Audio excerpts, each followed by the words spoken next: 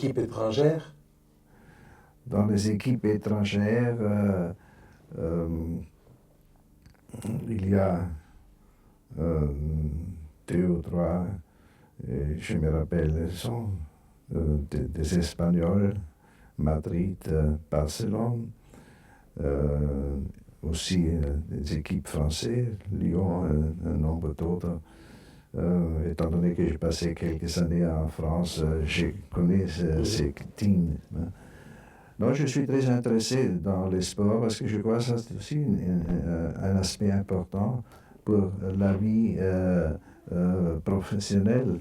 On ne devrait pas limiter la vie sur la profession, mais aussi montrer un intérêt pour le sport, pour l'art. Il y a tant de choses jolies dans la vie et on ne devrait pas négliger ces aspects de la vie. Do you mind if we switch back to English? Certainly. What is your preferable cuisine?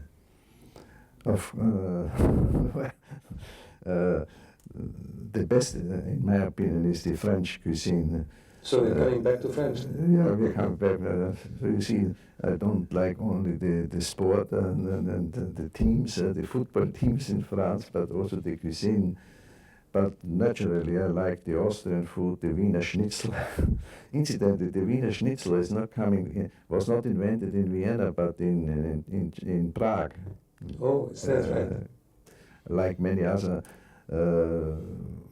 food is coming from Czechoslovakia. Do you have any hobbies that you practice nowadays? Oh yes, in summer of course, sailing, swimming, rowing. We have a house on the lake near Salzburg, so it's very practical to do that sport. And in winter ski, of course, despite my age, I'm still cross-country skiing. Not alpine.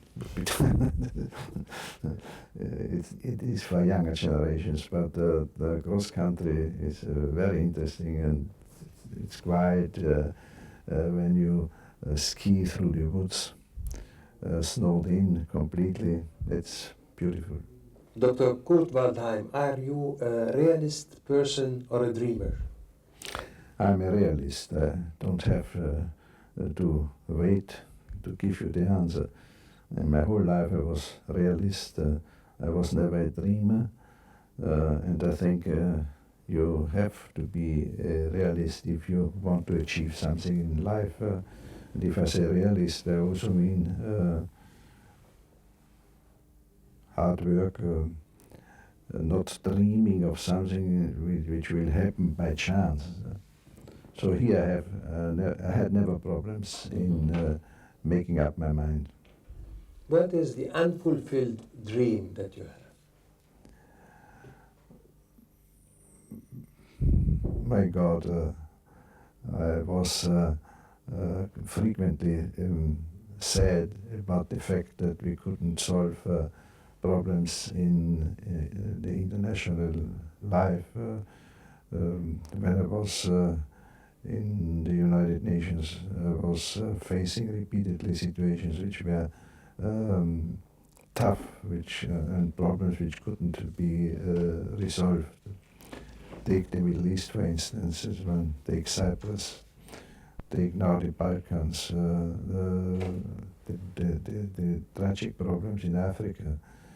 We have made some progress, but I was always feeling very sad when certain problems on which we worked so hard didn't succeed. Which is the historical personality that you admire the most?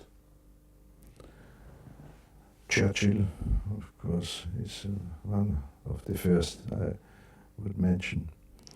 But then, of course, Adenauer was a man of peace. After the war, it was important that the Germans and the French get together and prepare the ground for a peaceful cooperation. So Schumann, the Frenchman who was one of those personalities who worked for a closer cooperation amongst the European countries. Because don't forget, the big wars started in Europe, and they took place in the first place between the Germans and the French and their allies. And the Second War was similar. They hadn't learned anything from the past tragic experience. So these people, like Schumann, like Adenauer, like Churchill, after the war, though he was not active anymore, they worked in that direction to create better understanding amongst those nations, and in this way lay the ground for a peaceful development in the world. And I think the fact that Europe is now uniting, at least it is the beginning with the EU countries, the 15, is the best proof that it begins to work. Have you met any Arab leader during your presidency or your United Nations assignment? Oh yes, I have met many of them, like Sadat, before he was assassinated. I had very close ties with him.